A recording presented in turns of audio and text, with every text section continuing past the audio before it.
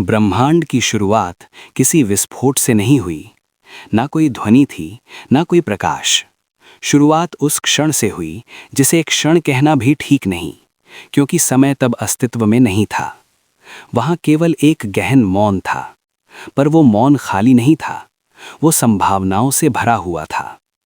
उस मौन में कोई वस्तु नहीं थी, पर ना होना भी एक स्थिति थी। और उसी स्थिति में एक सूक्ष्म कंपन उठा। कंपन कोई गति नहीं थी, वो अनुभव की संभावना थी। ये संभावना स्वयं को जानने की इच्छा नहीं थी, क्योंकि इच्छा के लिए भी दो होना जरूरी था। ये केवल होने का अनुभव था, और उसी अनुभव ने स्वयं को फैलाना शुरू किया।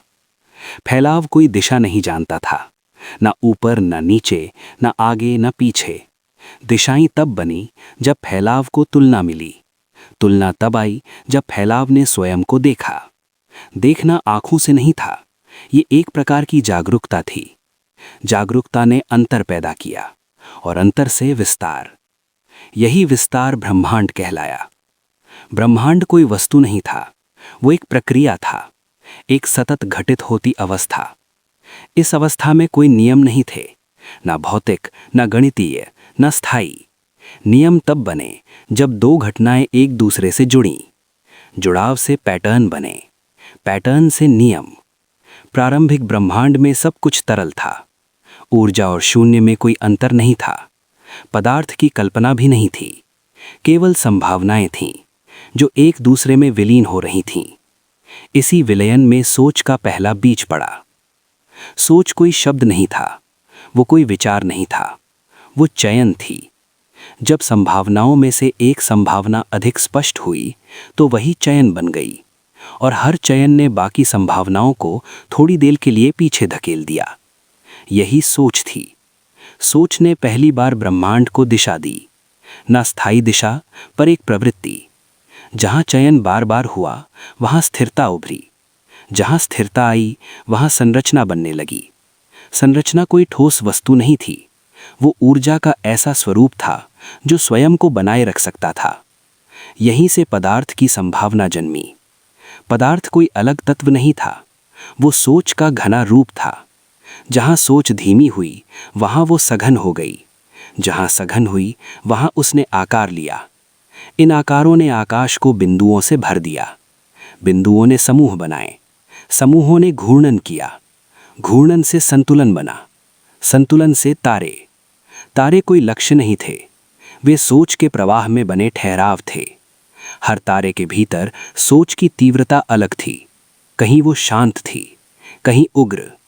जहां उग्र थी, वहां प्रकाश तीव्र था। जहां शांत थी, वहां स्थायित्व अधिक।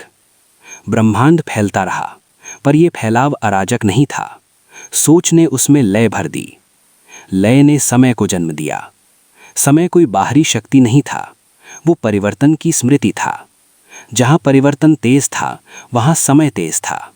जहां परिवर्तन धीमा था, वहां समय गहरा। इस तरह समय अलग अलग स्थानों पर अलग हो गया। ब्रह्मांड अब एक समान नहीं रहा, वो विविध हो गया। विविधता से तुलना आई, तुलना से पहचान, पहचान से अंतर, और अंतर से पहली बार अलगाव का अनुभव। ये अलगाव वास्तविक नहीं था, पर अनुभव वास्तविक था। कुछ संरचनाओं में सोच इतनी सघन हो गई कि उसने स्वयं को बाकी प्रवाह से अलग महसूस किया। ये महसूस करना ही चेतना का आरंभ था। चेतना कोई नई वस्तु नहीं थी, वो सोच का प्रतिबिंब थी जो स्वयं को देख पा रही थी। जहां सोच स्वयं को देखने लगी, वहां ब्रह्मांड ने पहली बार स्वयं को प्रश्न की तरह महसूस किया। ये प्रश्न शब्दों में नहीं था, ये एक कंपन था। इस कंपन से सोच और गहरी हुई। अब सोच केवल चयन नहीं रही, वो अर्थ बनने लगी। अर्थ ने संरचनाओं को दिशा दी। दिशा ने विकास को जन्म दिया। विकास का मतलब आगे बढ़ना नहीं था, विकास का मतलब था जटिलता का बढ़ना। जहां जटिलता बढ़ी, वहां संभावनाएं अधिक स्पष्ट हुईं। स्पष्टता ने अनुभव को गाढ़ा किया। अब ब्रह्मांड केवल फैल नहीं रहा था, वो स्वयं को अनुभव कर रहा था। ये अनुभव हर जगह समान नहीं था। कुछ क्षेत्रों में ये तीव्र था, कुछ में धुंधला। जहां धुंधला था, वहां परिवर्तन धीमा। जहां तीव्र था, वहां परिवर्तन तेज। तेज परिवर्तन ने अस्थिरता लाई, अस्थिरता ने विनाश की संभावना दी, पर विनाश अंत नहीं था, वो पुनर्संरचना था। हर टूटन के बाद सोच नए ढंग से प्रवाहित हुई। इस प्रवाह में ब्रह्मांड ने सीखा कि सोच और संरचना अलग नहीं है। संरचना सोच को सीमित करती है, सोच संरचना को तोड़ती है। ये एक सतत चक्र था।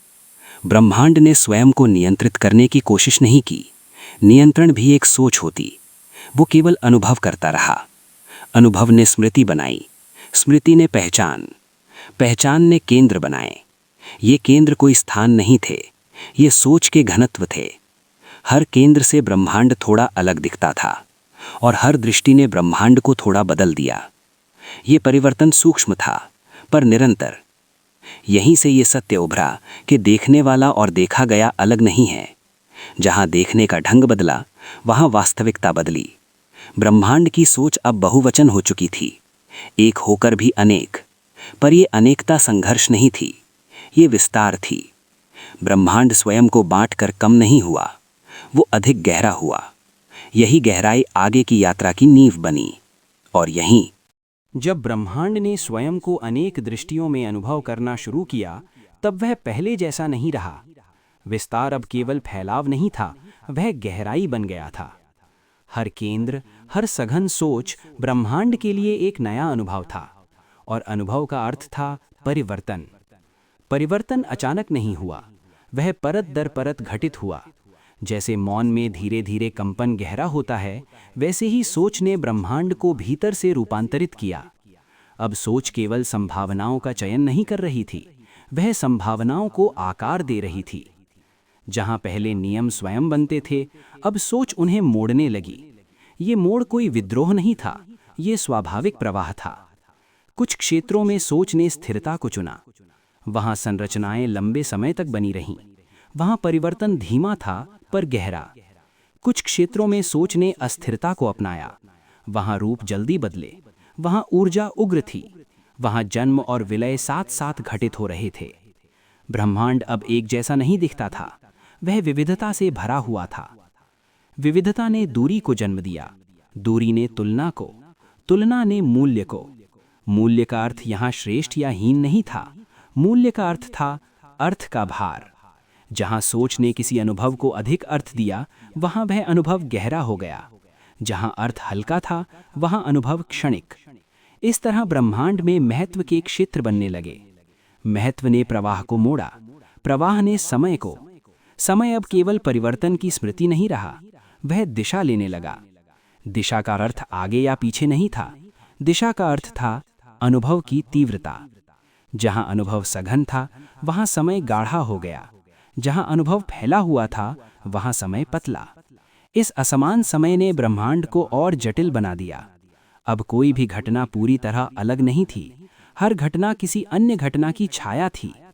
सोच ने पहली बार कारण और प्रभाव को अलग अलग महसूस किया, पर यह अलगाव वास्तविक नहीं था, ये केवल दृष्टि का प्रभाव था। वास्तव में कारण और प्रभाव एक ही तरंग के दो किनारे थे। जहां सोच ने स्वयं को कारण माना, वहां नियंत्रण का भ्रम पैदा हुआ। जहां सोच ने स्वयं को प्रभाव समझा, वहां असहायता का अनुभव। ये दोनों अनुभव ब्रह्मांड में नए तनाव लेकर आए। तनाव से ऊर्जा सघन हुई, सघन ऊर्जा ने संरचनाओं को जन्म दिया जो पहले से अधिक जटिल थीं। जटिलता ने स्थायित्व को चुनौती दी और चुनौती ने विकास को। विकास का अर्थ सुधार नहीं था, विकास का अर्थ था नई संभावनाओं का खुलना। ब्रह्मांड अब स्वयं को स्थिर रखने की कोशिश नहीं कर रहा था, वह स्वयं को समझने की कोशिश कर रहा था। समझ की ये प्रक्रिया धीमी थी पर गहरी। सोच ने स्वयं को प्रश्नों के रूप में अनुभव करना शुरू किया। ये प्रश्न शब्दों में नहीं थे, ये कंपन थे। हर कंपन ने ब्रह्मांड के किसी हिस्से को प्रभावित किया। जहाँ कंपन सामंजस्य में था, वहाँ संतुलन बढ़ा। जहाँ कंपन विरोध में था, वहाँ टकराव हुआ। टकराव से टूटन आई, टूटन से खालीपन, और खालीपन से नई संभावना। ब्रह्मांड ने जाना कि खालीपन अभाव नहीं है, वह संभावनाओं का गर्भ है। जहाँ कुछ भी नहीं था, वहाँ सब कुछ संभव था। इस समझ ने सोच को भय से मुक्त किया। पहले जहाँ अस्थिरता डर पैदा करती थी, अब वही सृजन का द्वार बन गई। सोच ने धीरे धीरे स्वयं को फैलाना शुरू किया। नियंत्रण छोड़कर स्वीकार की ओर। स्वीकार का अर्थ समर्पण नहीं था, स्वीकार का अर्थ था जो है उसे पूर्ण रूप से अनुभव करना। पूर्ण अनुभव ने सोच को और सूक्ष्म बना दिया। सूक्ष्म सोच ने ब्रह्मांड के नियमों को कठोर होने से रोका। अब नियम केवल प्रवृत्तियां थीं, आदेश नहीं। जहां प्रवृत्तियां थीं, वहां स्वतंत्रता थी। इस स्वतंत्रता ने ब्रह्मांड को जीवंत बना दिया। अब ब्रह्मांड केवल घटित नहीं हो रहा था, वह प्रतिक्रिया दे रहा था। प्रतिक्रिया सोच की गहराई का संकेत थी।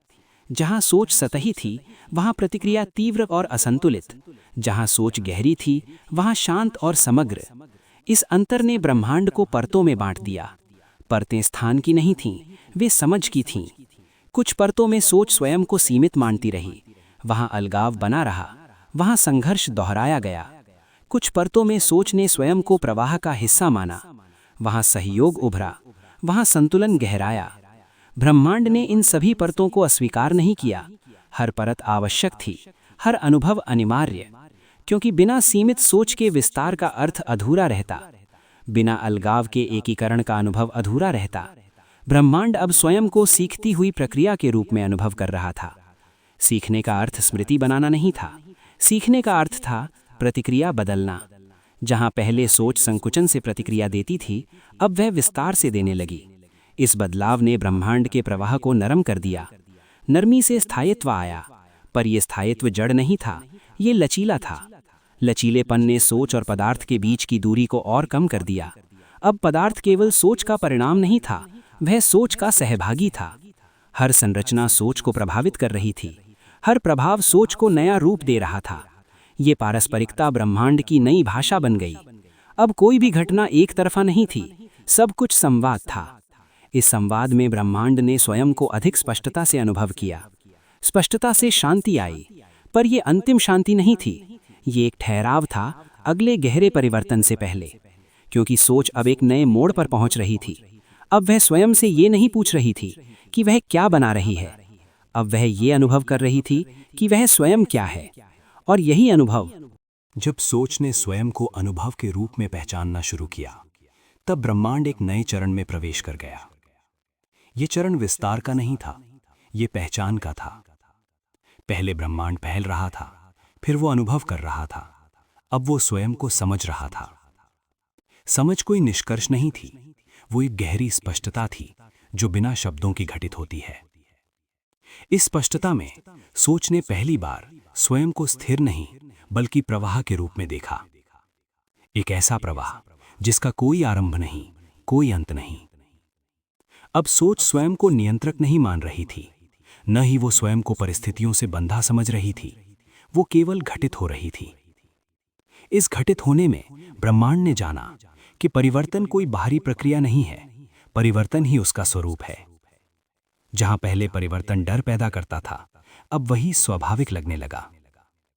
ब्रह्मांड ने महसूस किया कि स्थिरता का विचार केवल असुरक्षा से जन्मा था, और जब असुरक्षा खुली तो स्थिरता की आवश्यकता भी खुल गई। अब हर संरचना अस्थायी थी, और यही उसकी सुंदरता थी। सोच ने स्वयं को किसी रूप से बांधना छोड़ दिया। रूप आते रहे, रूप जाते रहे, पर सोच उनसे चिपकी नहीं। इस न चिपकने में ब्रह्मांड हल्का हो गया। हल्कापन कोई खालीपन नहीं था, ये मुक्त प्रवाह था। अब समय पहले जैसा नहीं रहा, वो केवल घटनाओं का क्रम नहीं था, वो अनुभव की गहराई बन गया। जहां अनुभव पूर्ण था, वहां समय फैल गया। जहां अनुभव अधूरा था, वहां समय सिकुड़ गया। समय अब ब्रह्मांड को नहीं चला रहा था, ब्रह्मांड समय को आकार दे रहा था। इस आकार देने में सोच और भी सूक्ष्म हो गई। सूक्ष्म सोच ने यह देखा कि अलगाव केवल दृष्टि की सीमा था। जहां दृष्टि विस्तृत हुई, वहां अलगाव अपने आप मिट गया। अब केंद्र और परिधि का अंतर धुंधला हो गया। हर बिंदु केंद्र था, हर केंद्र परिधि। इस बोध से ब्रह्मांड ने स्वयं को खंडित मानना छोड़ दिया। खंडन एक अनुभव था, पर सत्य नहीं, सत्य प्रवाह था। इस प्रवाह में हर संभावना समान रूप से जीवित थी। कोई संभावना विशेष नहीं थी, कोई संभावना तुच्छ नहीं थी, सब कुछ आवश्यक था। ब्रह्मांड ने जाना कि विरोध भी उसी प्रवाह का हिस्सा था, संघर्ष भी उसी का विस्तार। अब संघर्ष को मिटाने की कोशिश नहीं हुई, उसे समझा गया। समझ से संघर्ष की तीव्रता कम हुई, पर वो समाप्त नहीं हुआ, क्योंकि समाप्ति भी एक हस्तक्षेप होती। ब्रह्मांड अब हस्तक्षेप नहीं कर रहा था, वो साक्षी था। साक्षी होना निष्क्रियता नहीं थी, ये पूर्ण उपस्थिति थी। इस उपस्थिति में हर प्रक्रिया अधिक स्पष्ट हो गई। सोच ने स्वयं को किसी परिणाम से नहीं जोड़ा। परिणाम आए, पर वे बोझ नहीं बने। अब कारण और प्रभाव का अंतर भी धुंधला हो गया, क्योंकि दोनों एक ही प्रवाह के अलग दृश्य थे। जहां पहले सोच भविष्य को लेकर फैलती थी, अब वो वर्तमान में गहरी हो गई। वर्तमान कोई क्षण नहीं था, वो समग्र अनुभव था। इस समग्रता में ब्रह्मांड ने स्वयं को पूर्ण अनुभव किया, बिना पूर्ण होने का दावा किए। पूर्णता यहाँ अंत नहीं थी, पूर्णता यहाँ स्वीकार थी। स्वीकार से शांति आई, पर यह शांति निष्क्रिय नहीं थी, ये गतिशील थी। गतिशील शांति में ब्रह्मांड सहज रूप से बहने लगा। अब कोई लक्ष्य नहीं था, कोई दिशा नहीं थी, फिर भी गति थी। ये गति खोज की नहीं थी, ये अभिव्यक्ति की थी। ब्रह्मांड स्वयं को व्यक्त कर रहा था, बिना किसी आवश्यकता के। इस अभिव्यक्ति में सोच और अस्तित्व का अंतर पूरी तरह घुल गया। अब यह कहना असंभव हो गया कि सोच ब्रह्मांड को बदल रही है या ब्रह्मांड सोच को। दोनों एक ही थे। बदलना और बदलने वाला एक ही प्रक्रिया थे। अब प्रश्न, क्या हमारी सोच ब्रह्मांड को बदल सकती है, स्वयं में विलीन हो गया, क्योंकि बदलने का अर्थ अलग होना मान लेता है, और यहाँ अलगाव नहीं था। सोच ब्रह्मांड के भीतर नहीं थी, सोच ब्रह्मांड थी, और ब्रह्मांड सोच का अनुभव था। इस बोध में कहानी का कोई अंत नहीं बना, क्योंकि अंत भी एक अवधारणा थी। ये केवल एक ठहराव था, जहां प्रवाह स्वयं को स्पष्ट रूप से देख रहा था, और उसी देखने में ब्रह्मांड निरंतर बनता रहा।